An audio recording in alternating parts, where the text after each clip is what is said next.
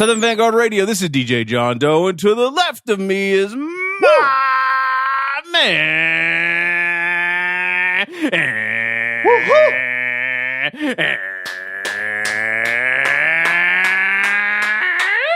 Pull it together, Chino. Cappuccino Meeks, what's up, man? Cappuccino Meeks. It'll be all right, my brother. I know it. It'll be all right. I know it. Ladies and gentlemen, if this is the first time you're listening, or this is the first time you've heard us talk about the Sunday jitters, you know what that is. See, here's the deal. We record this show. We record the interview session every week, which is what you're tuned into now. And we record the mix show all on one night on a Sunday night. It's kind of like Meeks and I poker night. Yeah. But sometimes that feeling when you wake up on Sunday morning, and you're like, fuck, I got to go to work tomorrow, meaning Monday. I got a bunch of shit to do with the kids. I got to fucking do this and do that. That fucked up feeling that you get on a Sunday, whether it's when you wake up or like sometimes it'll hit you like dead in the middle of church service, like it does me to some, or sometimes it could just be 3:00 in the afternoon and you're like, God damn, I gotta go. I gotta start all this shit over again on Monday. The worst is probably around 8:30, 9:00 at night. Well, but see, the thing about that is you're already through your day. You wake up with it like you have. Yeah, that's a problem. That's a shit day, right? Because see, you just end up being pissy and shit all day. I know when I wake, slap the shit out of somebody. Right exactly. Like, see, when I wake up on a Sunday morning with the Sunday jitters, that means my day is gonna go all bad. That means my day is gonna be off with the missus. My day is gonna be off with the kids. Yeah. I held on to the bed as long as I could today, man. That was my only saving grace. Up under them covers, man. Woo, boy. It's going to be all right, though. It's going to be all right. It's going to be all right. Homie, what's up, though? Well, I mean, some good things happen. I mean, we almost spilled probably a quarter of a bottle of bourbon out on the floor, but Meeks caught it. So if that's not a sign, yeah, it's going to be all right. It's going to be all right. It's 100 proof too, man. I was not about to lose that. It's too late to go get another one too. Shit. On a Sunday night in Georgia, it is. Yeah. You're damn right. Yeah. So, great save, Meeks. You're welcome. Thank you. Nah, you're welcome. Yeah, but we good, man. What's up with you, homie? Just the crazy weekend. I'm just glad we both don't have the Sunday jitters because that could be for a fucked up time. Yeah. So, I was just in basketball mode. Man. I was just basketball game. I had 4 basketball games yesterday between all the kids. Okay. So I was just in that shit and cool. Regular old Sunday shit. And, cool. That's really about it, man. That's what's up. Yeah, that's about it. What'd you get into? You were cool. I got some family in town. Yeah, I went to see my cousin. Hung out with her, ate a lot of food last night, and just ended up chilling for the rest of the Saturday, man. And, all right. Today was today. So, all right. Yeah, I had one good day in there. I won't complain. Dropped the youngin' off of college. Took my daughter to school Thursday. Congratulations. Yeah, so she's okay, and been talking to her. She just getting settled in. Been to a new student orientation. Okay. I think she took a tour, a campus tour yesterday, and the rest of her friends showed back up today because classes start tomorrow. So she's She's in the thick of it now, man. All right. Time to show and prove. All right. Time to show and prove. So shout out to Jazz. Word. My math major. Your math major. All right, man. Let's do it. Hell yeah. You know what I found out today? I had a Cub Scout meeting with Tom and Tommy T, and I found out that you have to be good at math to be a fireman. Did you know that? I did not. What it got to do with just water pressure and length of the hoses and the interconnects and the whole shit, man? Really? It's pretty crazy. Really? I think maybe the fireman was like kind of big up in himself a little bit. I don't know. I know a fire chief, and he did not tell me any of that. His thing was, can you carry all this shit in the middle of an inferno? He's like, that was his main shit. He was like, Meeks, if you ever want to change your career. If you think you can carry, almost 200 pounds of gear, man, in the middle of a fire, man, come holler at me. I was like, you know what? Let me think about that.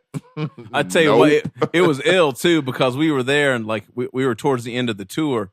And actually, the primary fire department in downtown Marietta, there's actually a museum there because the fire department in Marietta has been around since 1854. Oh, so they got historic. Oh, there's a whole big story, and they had all the shit, and they had they have one of 4 like steam engine water fire truck things from crazy rare limited. Anyway, they had it there. Where am I going with this? They still use that shit? Or no.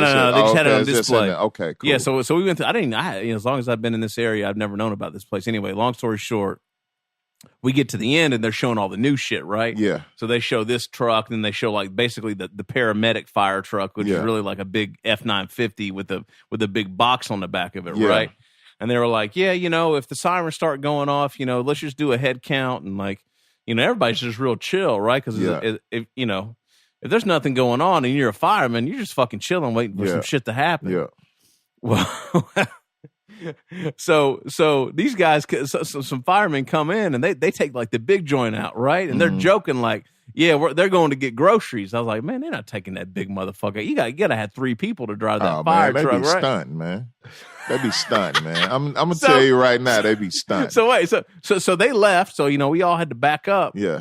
And then about the time they wrapped up the tour, like some shit popped, like there was a wreck, and like the guy giving the tour was like, "Oh shit, we gotta go." So they packed up all they're like, "Sorry, tour's over." Yeah, whatever, right? So they were actually out. So it's just ill to think you just sit around waiting for some shit to happen. Oh, that's day, all. Yeah, just maxing and relaxing. Yeah, that's what they do. Yeah, but the funniest thing is on the way home, we actually had to stop at the grocery store to get some gas, and I had to pick some shit up.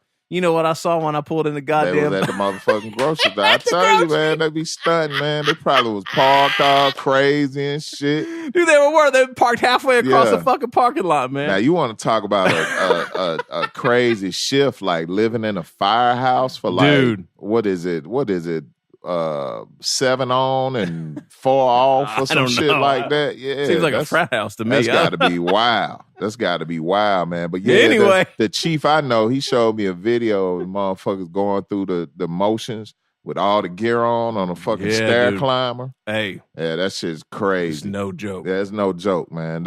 Shouts out to them, man. They do a hell of a job. It's humbling, dude. They had a really big they had a what a section, for 9/11. No doubt. And you just think about that shit. You're like, they do a hell of a shit, job, man. You had to give it up. Those guys are crazy. Yeah, they got screw loose for real. Like to make that career. Anyway, no doubt.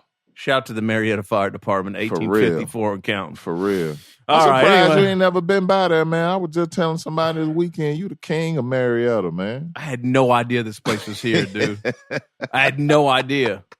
And like half the dads in there didn't know either. That's crazy. It was crazy, man. Yeah. It was dope. It's just open. You get bored one day, just shoot by the Marietta Fire Department on Hayes Street. Gotcha. Right there next to the courthouse. Just walking through that joint. Gotcha. You know where it's at. Hell anyway. Yeah. All right. Well, hey, folks, this is Southern Vanguard Radio. Yeah. This is the first time you're listening. Welcome. We do interviews and mix shows around here. On Tuesdays is a mix show. Latest and greatest hip hop cut up by myself and me and Meeks just popping shit and talking crazy and telling stories. While we play some new music, and then on Thursdays we have an interview session with an MC or DJ or producer or A&R behind the scene folk. That's every Thursday, provided our interviewee shows up, which they had this week. And, and actually we've had a pretty good run since the new year started. So I won't complain at all, yeah. Man. So we this week actually we're on our 194th mix show. Yep. And we're easily over 150 interviews. So if you're kind of wondering what type of interviews we might have on this year's show, other than the gentleman we have on the phone here tonight. Last week we had Ralphie Reese from the Dart Unit. Yep. Week before that we had Rome Streets. Week prior we had Naps and Dreads. Before that we had another Dart Unit member, Supreme Cerebral. No doubt. Before that, John Jiggs and DJ Concept. I mean, there's just a litany of folks that you can find out more about on these interview sections. Make sure you share, follow, like, subscribe. on a number of platforms: Apple Podcasts, SoundCloud, Mixcloud, Google Podcasts, Spotify Podcasts, Stitcher Radio, YouTube, and then we have a trillion other little affiliates there too, don't we, Meeks? Not a trillion, but we got quite a enough. Few. ATLHipHop.com. I am classic, rawradio.net. Returning to BoomBap, WRBB. X Squad Radio, X Squad affiliates, all 4 of those here in Atlanta, and then we venture out to the West Coast for Soul Public Radio. What's up, X-Ro? Yes, sir. Yeah. All right, well, let's get into it. Man, I'm trying to find out who Richard Two Guns is. Me too. Exactly. I want to know. I want to talk to Richard Two Guns. Me too. He sounds like an ill individual. He does sound like an ill individual. All right, well, hey, without any further ado, all the way from Dallas by way of, well, we're going to get the full story because I was trying to stitch it together. Yeah, he's a nomad. But this gentleman we have been playing for quite some time on the show. We're big fans. No doubt. He made a surprise appearance at the A3C, We Are the Guard, Southern Vangard showcase with Nowaah the Flood and the Architect. Oh, word. Yep. So I don't know. Without any further ado, the one and only Casablanca. What's up, man? Yo, what's good, brother? Chilling. What's going on, man? Man, I'm good, man. You know, just living life, man. That's what's up. Trying to stay on top of things. That's what's up. Why do I not recall you at the A3C shit? Was it just that crazy? It probably was. Yeah, you gave me some water too when we was up there. God damn, dude, we were working, man. I'm handing out water. I'm carrying a hammer. I got all kinds of shit going on. That's what's up, man. Well, hey, man, did you have a good time? Oh, it was a beautiful time. A lot of legends in the building that night. It was gorgeous, man. No doubt. That's what's up, man. Yeah, man. That's what's up. Yeah, man. So, Casa, how are you, dude? Everything all right? I'm like I said, I'm living life, man. You know, just trying to get to the big bag soon. But yeah, just living life, man. You and everybody on this call right now trying to get to that big bag, man. Yes, sir. If you get to it before we do, man, shoot us a little something, man. We good for it. I got you. Hey, man, you got a lot of playoff implications in your various zip codes and addresses, man. Please tell me you're not a Cowboys fan. Not at all. Not at all. I was happy to see them lose, yesterday. So, now, I saw the Saints are moving on. You happy about that? Mm-hmm. Okay. Yes, sir. Okay. I'm originally from New Orleans, so yes, no sir. doubt, yes, no doubt. I was looking over your history, man. What made you leave New Orleans? Did you were you in Katrina? No. I've been gone from New Orleans now. I moved from there when I was like in 99, 2000. Okay. That was my pops. He had a job, and we moved from out of there. So, okay. All right. Cool. Yeah, you bounce around a little bit, just kind of throughout the South and I guess the Southwest, right? Guys, I saw something where you were in Florida for a little bit, and now you're in Dallas, and yeah. It just I bounced around. Like I said, my pops, he had these jobs, and he would bounce them around from state to state. Okay. And it was cool for traveling, but I didn't get my upbringing was kind of weird. I was switching schools and stuff like that. All the time. So, I believe it. All right. So what's going on in Dallas, Casa? You keeping kind of a low profile there? Are you getting out and doing shows, or what's the scene like there? I'm keeping a low profile. Shows is like, unless you're not one of these trappy rappers, shows is kind of like, whatever, Okay. All right. Mm-hmm. All right. So speaking of that, how'd you find yourself doing I don't know, I hate to say the type of hip hop, but how do you find yourself doing, I don't know, where'd you find your style, man? How'd you get into this, the shit that we all love and the stuff that we kind of play on the show? Okay. I was always attracted to it because, growing up, just hearing the stuff, like at that time, like I'm 30 now, you know what I'm saying? So I'm young coming under the whole golden age and everything like that. So me paying attention to it just grew a liking. I was a Mobb Deep fan. It goes on from there. Jay-Z, Nas, all that. And I always kept that, going. I was watching BET back then when they used to play videos and MTV and all that stuff. And it was always attractive, that sound. I was never, and I'll tell you like this, I sat down with 3 albums. This is around the crunk era. I sat down with 3 albums. I just couldn't get with it, you know. And it was always, I was like, you know, I need to go listen to this Alchemist album. I need to do this because I can't get with it. And that's how it's always been there. So. Okay.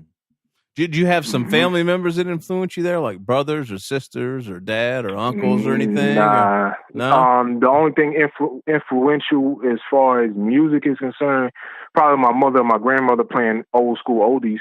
You know, like man, anything from the jazz classics to R&B, soul, you know, all that stuff. I grew up on that. So. And listening to that stuff, you can kind of connect the dots with hip hop, because you probably heard some shit in there that was like, oh, wait a minute, I've heard that before, or some shit like that. That's what's up. Yep. So basically, you just had an ear for this shit at the beginning, and and that's what kind of locked you in. That's how it goes sometimes, man. Yep. Yeah.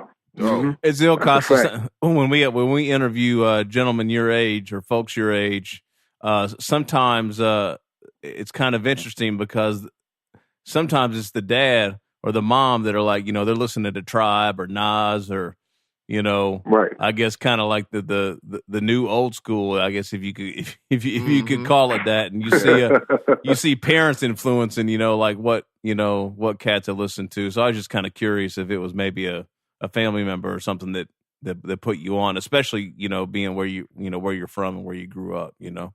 Right. Yeah, it was nothing like that. Unfortunately, I wish I did. It probably would have been a little bit better. You never know. But I'm glad I got into it right now. I mean, not right now, but I've been into it since a kid. So, you know, and I always gravitated. To me, I always gravitated to the right thing, I think, to me. Yeah, that's just my opinion. It's just that love for that type of style of hip-hop, lyricism, the boom-bap, the hard, gritty stuff. I've always loved that. So, you know. Nice. How'd you find yourself getting into writing or MCing, Casa? Yeah, I was about 12 years old, man, and I was hanging out with one of my good friends at the time, and we were just playing around, like just rhyming off of, you know, we used to beat on the tables and stuff like that. So we were just rhyming like that, and then we were just playing around. We wasn't thinking nothing serious until, you know, I started really penning things, and around 12, but then I stopped for a couple years to try to play basketball. That didn't work out. So, you know, I'm going to just pick the pen back up and just kept going. So, yeah. Did you try anything else? Like, were you trying to make beats, or were you trying to? I was just trying to master what I was doing. So I didn't really mess with no beats and that. Okay. All right. Gotcha. You still pretty heavy with your pen right now, or have you transitioned? You transitioned into going. As you can hear, some things y'all played before. Yeah, it's still heavy, man. Okay, all right, good. I know a lot of cats try to, you know, turn idiot savant and just I just freestyle, man. Even in the studio. You talking about? Yeah, I ain't never been there. I mean, I used to freestyle when I first started, but I stopped all that. It's all about the pen, man. No doubt, no doubt. That's real right there. I appreciate that. I have a hard time wrapping my head around that. What's that?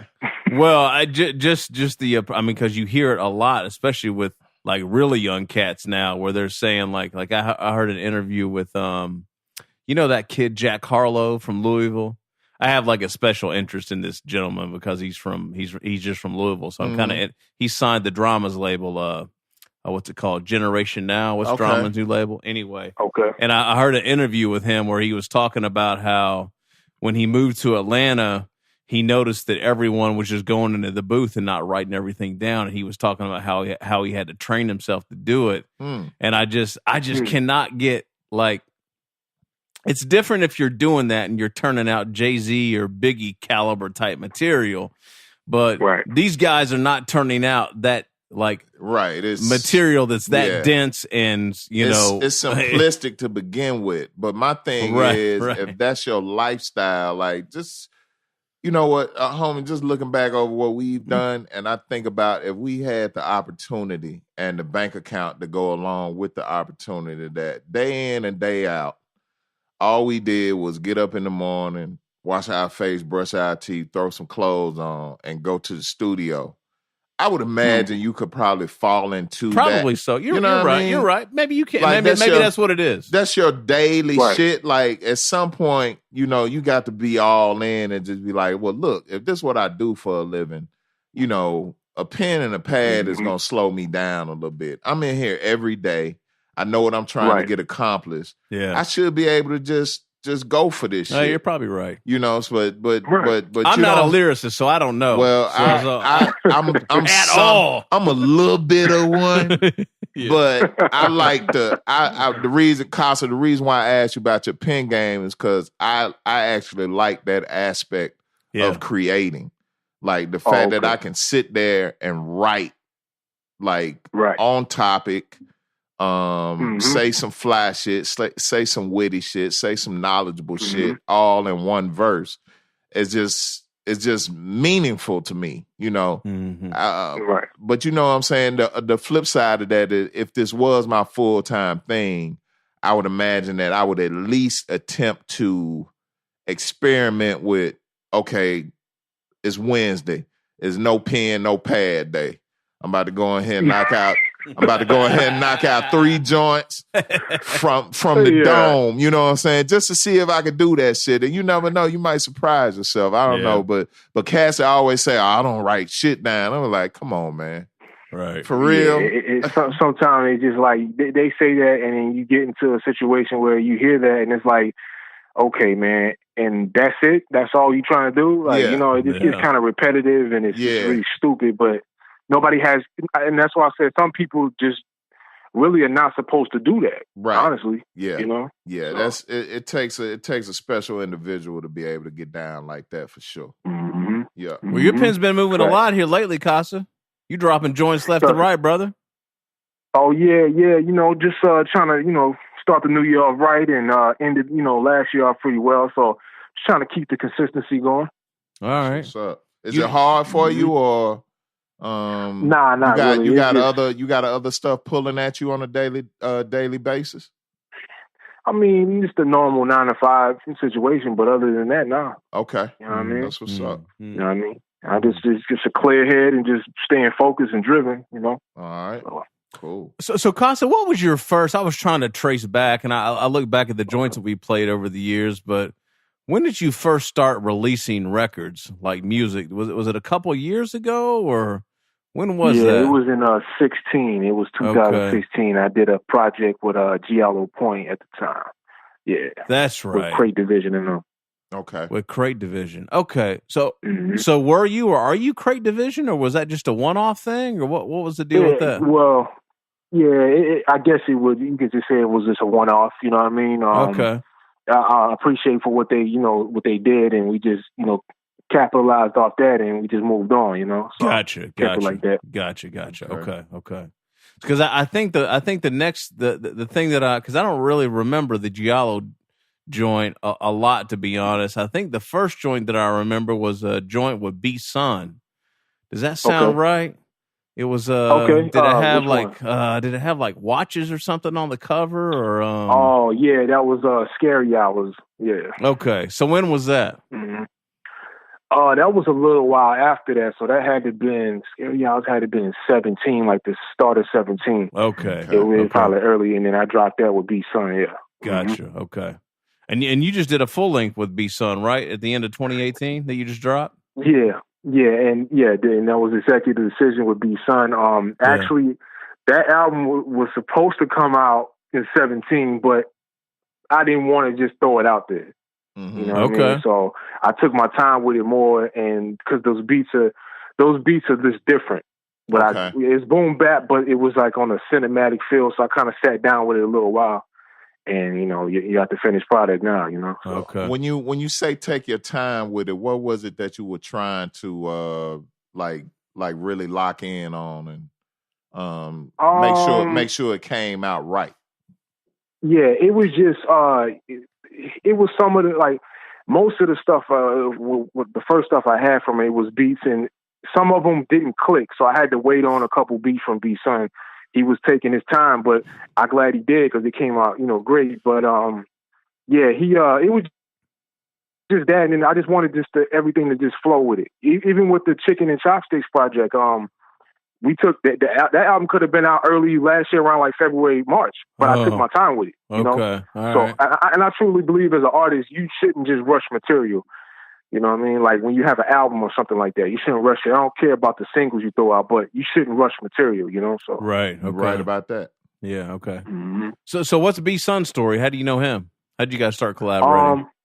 We hooked up around after I did the project with Giallo Point. He was a fan, so I was a fan of what he did because he did the things with one of my good brothers, Ken C. He did a couple things with him, and we just started. I think he hit me up or something on Facebook, and boom, you know, we started rocking after that, and started sending me beats. That's when, you know, Scary Hours come into effect, and then so on and so forth. You know. Gotcha. Okay. So so what I guess how did you and Nowaah end up connecting? What's the story there? Okay, let me see. This was 2016, and this is kind of like close to the winter time. And I had just got back from NY, speaking with seeing Jay Holly and stuff. Came back, he hit me on the messenger like, "Yo, you in Dallas?" I'm like, "Yeah." He was like, "Are you really in Dallas?" Because, you know, everybody said they could be in Dallas or in a certain city and be on the outskirts or surrounding. Right. So he was like, I said, "Yeah, I'm really in Dallas." He's like, "Okay." So he said, "Yo, if you want to link, you pull up at this address." I'm like, "Bet." So I ended up pulling up, and I'm outside of a crib, like it's in Dallas when it's on a little bit on the outskirts. So I'm like, I don't see nobody. And then I'm like, man, it's kind of like sketchy. So, you know, I'm like, okay. So I'm waiting for like 5 minutes, and then I see a car pull up, and it's him and Cap, and they come through, and, you know, they come to the crib, they open the door, we get in there, we sit down, we just start rocking and talking, having conversations about music, you know, shooting the shit. And we did a record. We ended up doing a record, and that's the record called For Life. That was our first record we did. And ever since then, it's been a rap. So damn, that's ill. Yeah. So Nowaah just heard about you, or Cap heard about you, or like what was the? Nowaah, he the one that found. Well, he found me. That basically when you think about it like that. Yeah, he's the one that searched. He heard something. I think he said he heard something off when I was on Two Dope Boys. One of my records. I can't remember, but he was on. I was on that, and he heard that, and he was like, "Yo, let's work," you know. Gotcha. All right. So he's like, "Yo," he's like, "There's a motherfucker in Dallas that sounding like this. Like, I got to get with this guy, and we got to get some work in." Right. And then we've been like really just hanging around each other ever since that time. You know what I mean? I go on the weekends, he come through, boom, we go record. You know, just vice versa. We always been mixing it up ever since then. So, well, I tell you what, no bullshit, man. I mean, if you were there for the show for the showcase, it's obvious because you guys were ripping that motherfucker down, man. No like, doubt. I didn't know what to I didn't know what to expect, but you know, man, I was just I could tell that you guys actually had a vibe and had you know, had worked on the it was just it was really well put together, man. You guys put on a hell of a show that night, man. I definitely recall singing along to some of that shit because you know that that one episode where we interviewed Nowaah, and then of course in the mix show he had the first set. Yeah, and they I put that episode on CD. Oh yeah, I got that one on CD. Oh so wow, I'll be in the car bumping that's crazy. Yo, Casa, you on the Imperial Flood? I was listening to that this weekend, but I couldn't really get into it. Did you make an appearance on that? No, not for that one, but we in talks right now for something else. So that'll be popping up here and there soon. So cool. Mm-hmm. Cool. That's what's up. All right. Yeah. Yo, you know what joint's crazy that we fucking lost our shit on, Meeks? What's that? That this man was on was that Inglorious Bastard shit. Remember that shit? Yeah, hell yeah. Yeah, that Casa, shit was what the fuck? That yo, shit dude, was fucking crazy. Yo, I mean, if you could have seen, if we could have had a camera rolling when we played that shit, I don't know what we played that at the end of whatever episode that was, dude. Yeah. Meeks and I were in here about to tear this fucking studio to pieces, man. I mean, wow. Yo, that beat is so nuts. That shit's wild. And so I don't want to say like schizophrenic, but it's just so fucking like Meeks thought something was wrong with the record when we were playing it because it flipped up or something. Didn't it? No, it like warbles. It wobbles and shit. Like the sample is so bugged out. Dude. Yeah, it sounds like some killer stuff, man. Like somebody just in a 730 straight jacket or something, you know. It sounds like something else crazy. Yeah. You know, now that I think it sounds like some 2018 or 2019 RZA shit. That's what it sounds like. Like next level, like RZA, if he was still like smoking dust and fucking, you know, doing whatever the fuck he was doing. That's some shit that he would turn out. I'm pretty sure RZA's still smoking dust. I don't know. I think he's on some Russell Simmons shit. I don't think that motherfucker. Yeah, I think he's fucking like, you know, got a yogi and shit and like you know, fucking vegan and you know, I think he's on some shit like that. I hope not. I think he is. I think that Hollywood shit, you know, just fucking, you know, I don't know. I think he's a hippie. God damn it. Anyway, right. I mean, Casa, I've been a fan of you and Supreme, and that's actually, I think that episode we actually played another joint that Yashmal produced from the homie Jay Cyanide, like that same okay. But I've been like hardcore fans like ever that turned me. I was like, you and Supreme and Yashmal, that shit right there. I was like, oh, these guys are here to stay, man. This is some other shit for real. So I appreciate that, and shout out to Supreme Cerebral. That brother is cool, man. Like, I mean, I just threw the track to him, and he said that's the one. So I was like, all right, sent it back. That was it, man. That was it. That's what you did right there. So, and then we did another joint called Rebels. If y'all ever heard that, that was the first one we did together. Yes, I think we played that on the show. But there was somebody else on the cut, wasn't it? Was it you and Supreme or somebody? And Noah. And Noah, that's right. That's right. Yeah. I think we played that joint as well on the show. But yeah, man, the chemistry is crazy. You and Supreme got any other joints in the stash? Not at the moment, but I'm pretty sure something will pop up. You know, something to pop up. Casa, how you find yourself in so many cliques, man? From Poison Ring Regime to what else I see right here? Gold Chain Military, the Untouchables. Flight Brothers, 73rd Media, like how does that come into play for you? Well, I mean it's great to be affiliated with a lot of people. The PRR thing / GCM thing, that's the whole Poisonous Ring thing. Shout out to the General Killer Cali for putting that all together. And the Untouchables is kind of something that me, Ken C, Jay Holly and Nowaah the Flood kind of put it together, and that's us for the Untouchables. We only did 2 records, but we have a full length coming hopefully this year, so we're working on that now. Okay. And what's the other one? The 73rd Media. That's one of my great brothers from Florida. Chapter 19. He's a producer as well. Okay. He has his own media company. I'm a part of that as well. All right. And I think that probably clears up the things. Yeah, just about. Yeah. What part of Florida, Casa? That he stays in, or that I was in. Where he is, and what part did you live in? Okay, where he's at right now, he's in Orlando, but me and him both, we kind of grew up down there in Fort Lauderdale, Miami area. So, okay, yeah. All right, cool. That's what's up. All right, dope. Hell yeah. So Casa, what's next for you, man? Like, I think you even dropped 2 singles last week, right? Just getting things shaking for the new year. I have another project with Cap Chino coming out. I'm thinking February. So we working on something that's a little special, a little different from Chicken and Chopsticks, but it's gonna elevate it. I should say that. So okay. Dope. All right. And you met Cap through Noah, right? That's the connect there. Yeah, that same day we all met, and right.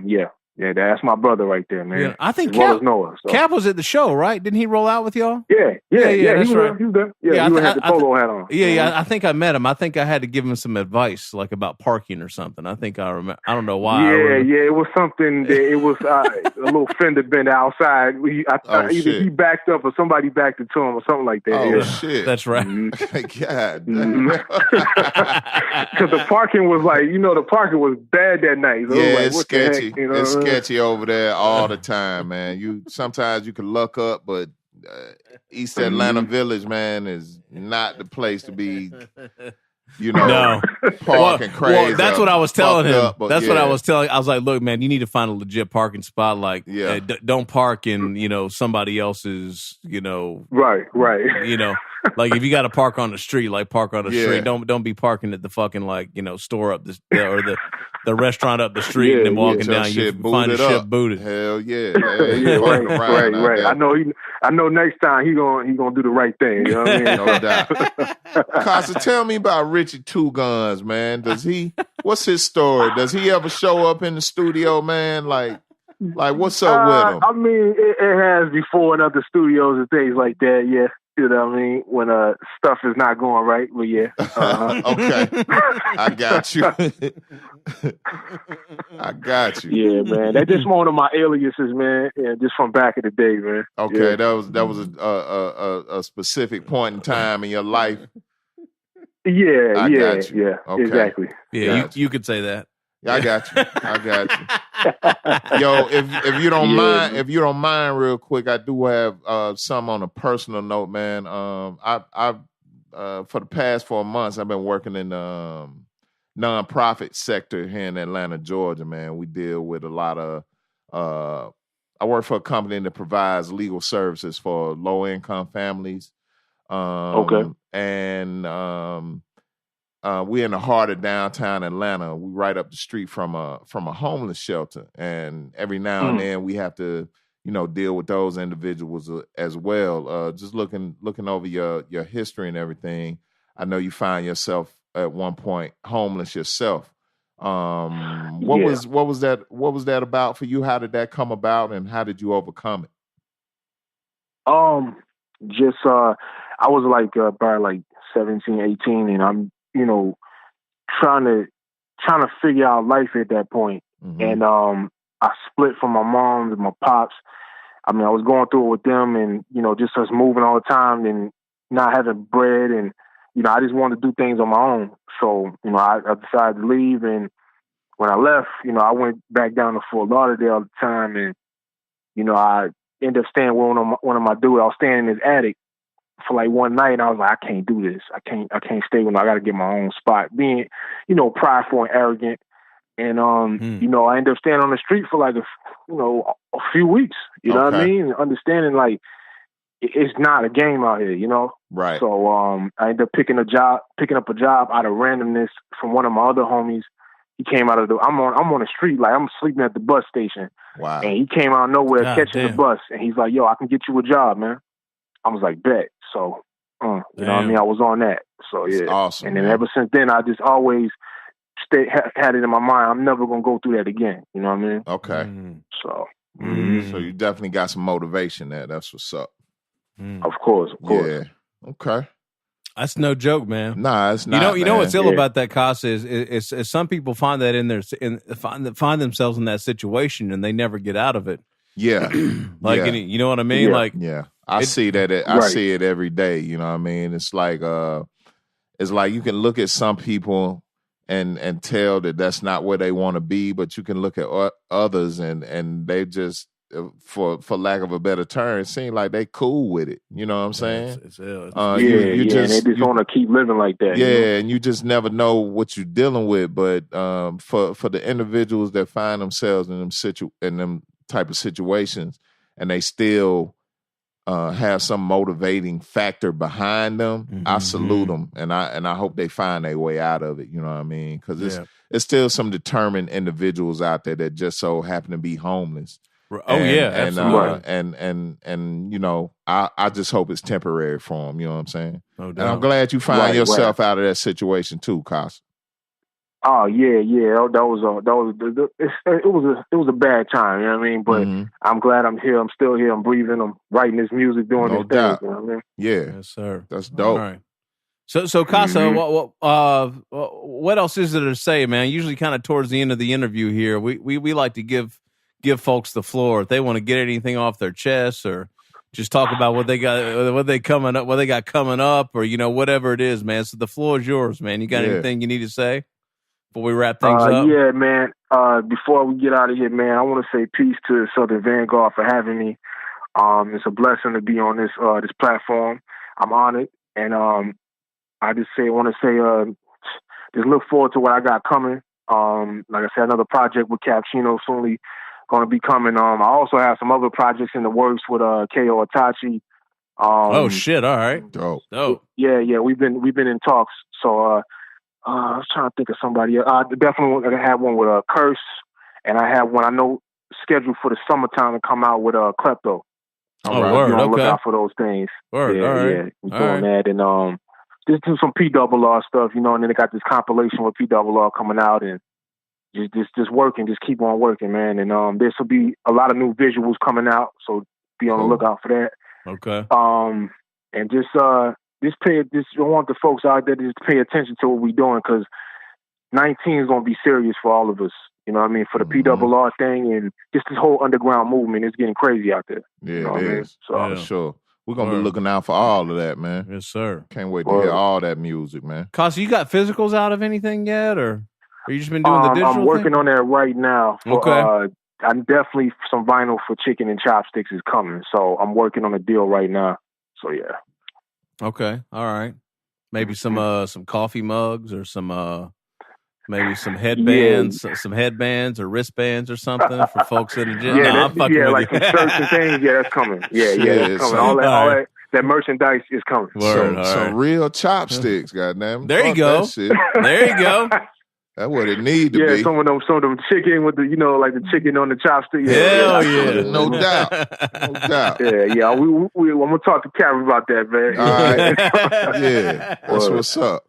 All right, word. All right, so Casa, tell everybody where they can go support, man, like Bandcamp and all that shit. Yeah, you can go to support at Casablanca 92fs.bandcamp.com, and that's where you can find my music. You can go to SoundCloud Casablanca 92fs, and you can use the 92fs Casablanca with what is that, Twitter. You can find me on Facebook, stuff like that. Word. Well, yo, I meant to ask you, man, what's up with the 92FS? What's that? What's that stand for? Man, that's one of my favorite weapons. It's a Beretta 92FS. Oh shit! So yeah. All right. You got two of them. Yeah. I imagine there's two of them somewhere. You know what? I can't say. All right. Well, we leave that and say no more. Let's gloss over that real quick. Casa, we appreciate you, man. Good talking to you tonight, man. Yes, and I hope to see you again soon. You know what I mean? Of course. I thank y'all for having me. I think we doing something again this year for A3C. I don't know. I kind of talked to one of the main cats over there. He's like, "Yo, we definitely need to talk about some shit." So we gonna see what we can make happen, man. Maybe we can make lightning strike twice, man. Yeah, man. Ooh, that'll be perfect, man. No doubt. That'll be beautiful. No doubt. Yeah, word. No doubt. Casa, thank you, man. Stay in touch, my man. All right. Thank you, man. I definitely will. Yes, sir. Best of you in 2019, man. We'll talk soon. You as well. All right, my brother. Peace. Peace. Yeah, man. All right, there you go. Another one. They ripped down that fucking stage, man. Him and Noah. Yeah, that was. I definitely recall because I like them joints we played on that episode, and they went through them, man. Yeah, shit was so fucking dope. Yeah, shit was dope. Yeah. All right, y'all. Casablanca. I mean, there's so many fucking projects. The latest full length. He is working, yo. Is Executive Decision. Yeah. With B-Sun. He dropped 2 singles at the top of the year. Stand By, produced by, I'm gonna fuck this name up, Keys 9, I think. Okay. And then the other one was The Adjustment, produced by So Hale.